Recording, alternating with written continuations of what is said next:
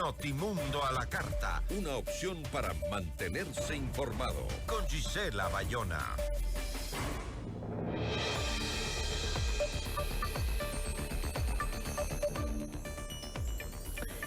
La asambleísta Ana Galarza anunció el inicio de un proceso de fiscalización al contrato de provisión de alimentos al Hospital del Niño en Guayaquil.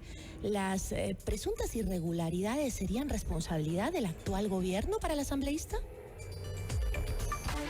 Nuestra entrevista de hoy en Notimundo a la carta.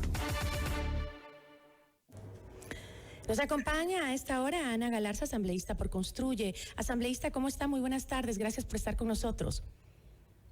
Buenas tardes, Gisela, muchas gracias por la invitación a este espacio. Un saludo para todos los ciudadanos que nos están acompañando. Muchísimas gracias. Usted anunció el inicio de este proceso. Ha señalado en sus redes sociales que el Nuevo Ecuador destinó más de $1 millón a este contrato. ¿Cuáles son las sospechas de irregularidades en este contrato que usted tiene?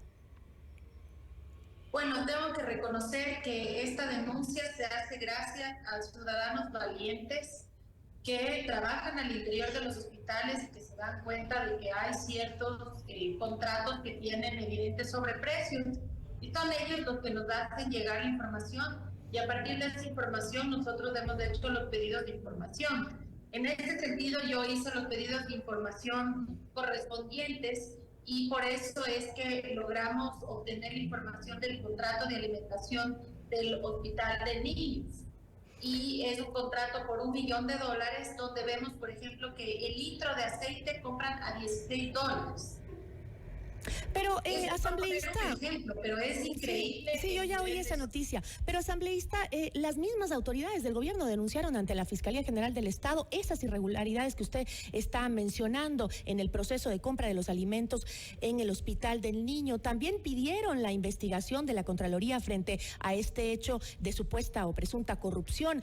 La novedad incluso se detectó en un contrato suscrito el 18 de enero de 2024 por el Hospital del Niño Francisco y Casa Bustamante con un proveedor privado. Dijeron que era un comerciante de 27 años con experiencia previa, pero en mantenimiento de equipos de cocina para hospitales.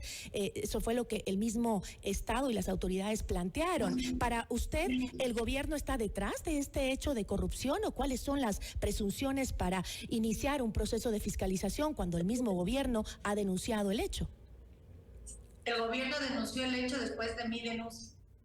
Y me parece bien que podamos trabajar en equipo para poder depurar a funcionarios que abusan de sus funciones y que perjudican económicamente al país, un país que está quebrado y está quebrado justamente porque no solamente en este gobierno, sino en gobiernos anteriores han habido malos elementos y a mí me parece correcto que podamos depurar al sector público y básicamente poder seguir construyendo ese Ecuador que necesitamos. Pero sí, la denuncia que se hizo por parte del actual gobierno se da a partir de que hicimos público el grotesco contrato con excesivos sobreprecios y lo seguiremos haciendo porque tenemos decenas de contratos.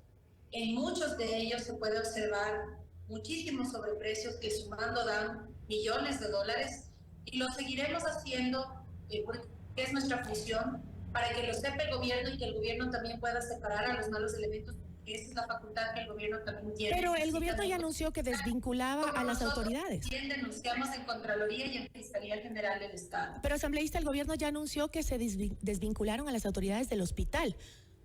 Ya lo anunció. Es que no es solamente en ese hospital que están dándose irregularidades. ¿En cuáles? También se está dando irregularidades en el sector eléctrico, se está dando irregularidades en el sector de la educación. Es una serie de contratos con irregularidades y no solamente temas de hospitales, como es en este caso del Hospital del Niño, sino también en otros sectores.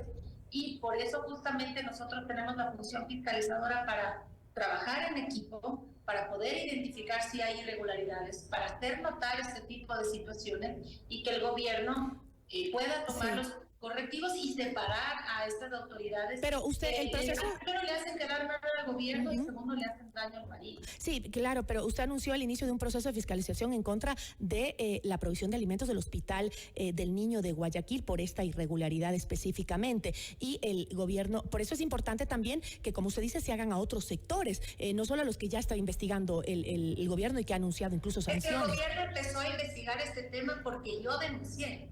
La denuncia la puse primero yo. Y bueno, nada le impide que el hecho de que yo haya denunciado primero el gobierno pueda denunciar también puede hacer. Ok. Ahora, y lo digo porque también hay que analizar estas acusaciones que usted hace, Ana, si en todo el contexto que se ha enmarcado como oposición al gobierno de Daniel Noboa, ¿no? La bancada de ADN aseguró que usted difamó al presidente cuando aseguró que Daniel Noboa obligaba a sus legisladores para cometer actos en contra de su voluntad con la amenaza de contaminar sus vehículos con droga. Entonces, claro que hay que analizar también esta denuncia, Ana, con este contexto, ¿no? Porque me pregunto yo si en esa época cuando usted hizo esa acusación, tenía las pruebas de lo que dijo sobre el legislador Jonathan Parra, quien incluso desmintió esas acusaciones que usted hizo. No desmintió porque Jonathan sabe, porque él dice eso en una grabación. Y aquí quien tiene que responder sobre esas acusaciones es el mismo Jonathan.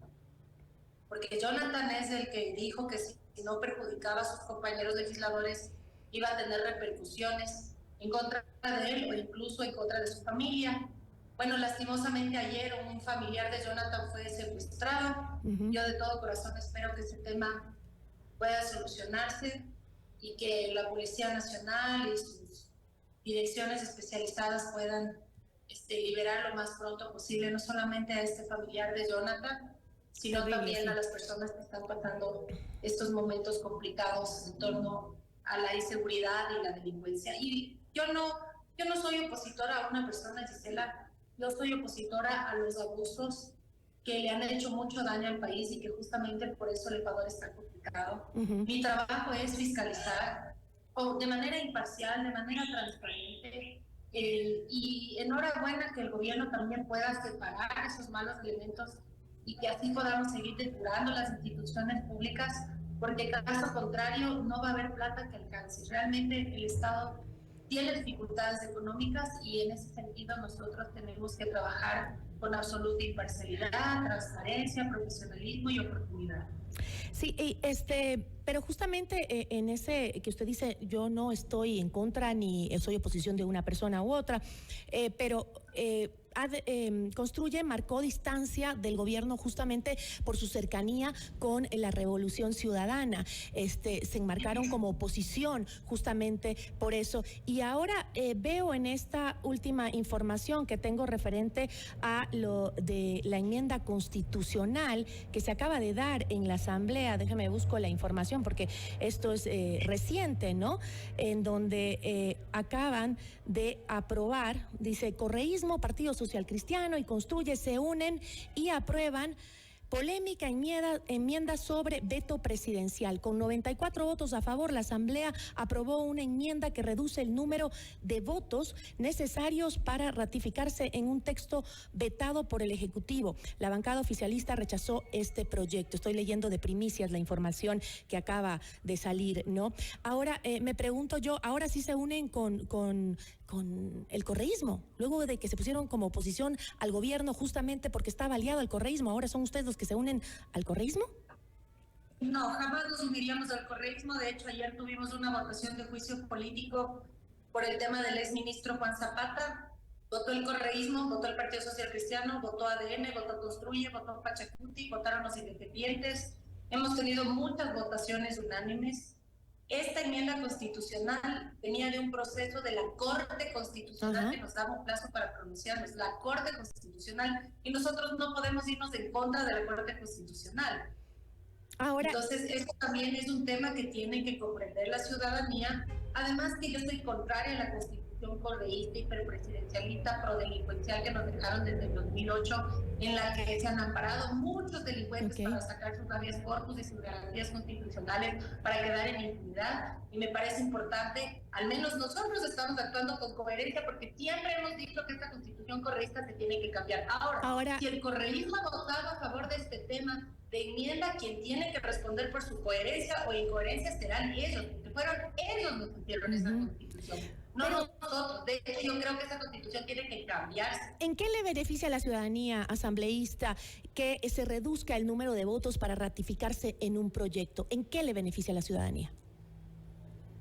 Bueno, hay un claro beneficio a la ciudadanía porque ellos son los que solicitan que hagamos leyes que les beneficien a ellos.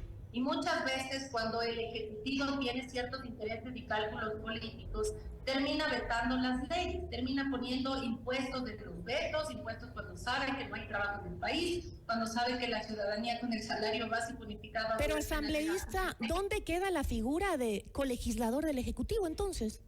Justamente en que pueda a través del veto parcial enviar mejoras, observaciones que tal vez no se tomaron en cuenta en el voto del segundo debate, y obviamente si es que son propuestas que benefician al país, serán acogidas, así como esta Asamblea Nacional ha acogido todos los proyectos de ley que el presidente de la República envió a la Asamblea Nacional. Pero si es así, el Ejecutivo a todo lo que enviaron a la Asamblea Nacional, nosotros le hemos dado los votos para que apruebe, para que no haya pretextos, para que el país pueda salir adelante. Y si es que el presidente en un veto parcial envía mejoras, observaciones positivas que van a robustecer, fortalecer y mejorar lo que en primera instancia se aprobó vía Asamblea Nacional, acogeremos el veto del presidente. Sí, pero lo mismo se puede decir del lado de la Asamblea, lo que usted dice del gobierno, ¿no? Que no se decidan políticamente las cosas. Ustedes también tienen menos votos para decidir políticamente las cosas, ¿no? Y el Ejecutivo, pues, podría, entonces, no va a poder modificar las leyes aprobadas por el Legislativo. Todo lo que ha pedido el presidente lo hemos aprobado. Todo lo que el presidente ha pedido, la Asamblea Nacional le ha aprobado. Él no puede decir que esta Asamblea no le ha dado gobernabilidad. Por el contrario, constantemente hemos sido una herramienta de gobernabilidad para el país. Okay, y constantemente cuando hemos tenido que votar de manera unánime, donde el 100% de los asambleístas presentes han votado a favor de algo, no ha sido con banderas políticas o ideologías, sino porque todos estamos conscientes que el país no se merece las asambleas pasadas que fueron conspirativas y obstructivistas. Bueno, veamos cómo se da la relación entonces a partir de ahora. Yo le agradezco muchísimo, asambleísta, que tenga una buena tarde. Muchas gracias, Gisela. Un abrazo cariñoso para todos. Y como siempre estaremos legislando y fiscalizando con imparcialidad y sobre todo con transparencia y profesionalismo. Que tengan una excelente Nos acompañó Ana Galarza, asambleísta por Construye. Notimundo a la carta. Información oportuna al instante.